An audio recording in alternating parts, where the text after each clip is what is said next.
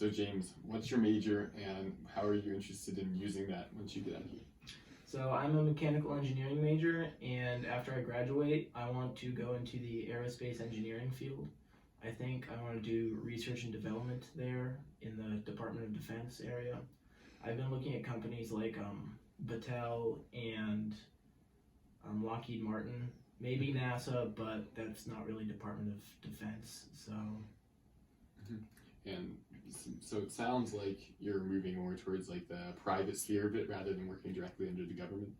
yeah, I think private sector has a little more freedom in work, and your research and development you're doing in the Department of Defense is a little more quick-paced stuff because you're constantly keeping up with trying to keep ahead of potential threats. And the private, you get more funding, and that directly affects how fast you're able to work and what you're able to work on in the first place. Yeah. So that's a big deal. Do you think that Ohio University is helping you like grow and facilitate your skills for going into that job at all?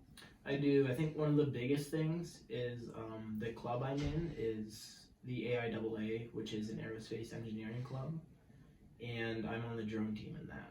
And what we've been doing is working on a plane that we're just kind of building for fun. And you feel like you're making significant contributions to the team and building that plane yourself?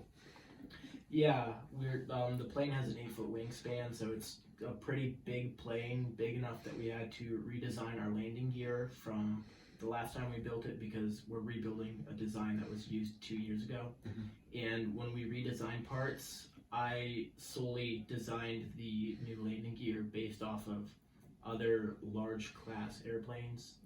And then another thing is that actually impressed the team leader so much that he offered me a research position on the research team he's on.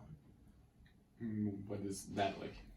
So the research position I've got is on the avionics research team, and what we're doing is working with the FAA to figure out how to scan runways to help in the runway inspections using a UAV and a multi-sensory approach.